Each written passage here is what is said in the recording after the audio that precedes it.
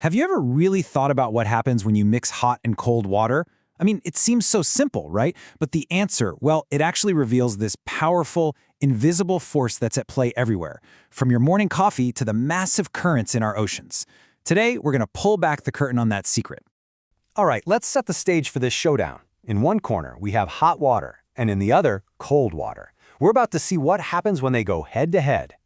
So this is the big question, isn't it? When you put these two together, who really comes out on top?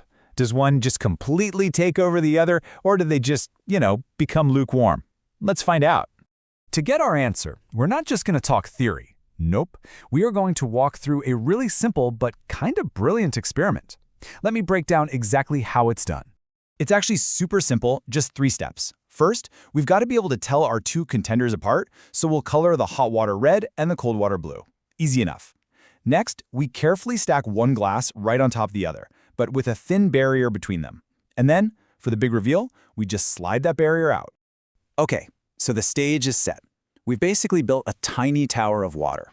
Up top, you've got the hot red water, and down at the bottom, holding everything up, is the cold blue water. So, what do you think is going to happen when we pull that card out? And now, for the moment of truth. As soon as that barrier is gone, the result is instant. And for a lot of people, it's pretty surprising. Whoa, look at that! They don't mix into a big purple mess at all. The hot red water is literally floating right on top of the cold blue water. You can see 2 perfectly separate layers. It's just a beautiful visual, isn't it?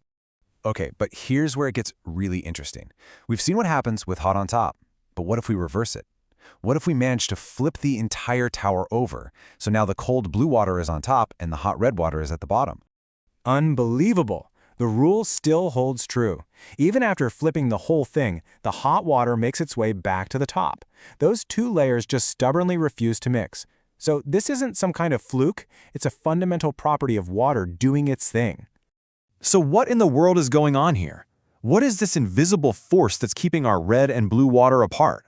Well, to understand the why behind what we just saw, we've got to talk about the science of density.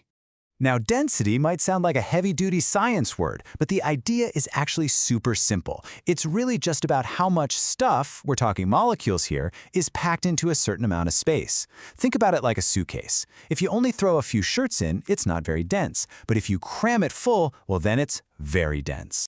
And this right here explains everything. When you heat water up, you're giving its molecules a ton of energy. They start zipping around like crazy and spreading out. That makes hot water less dense. Cold water molecules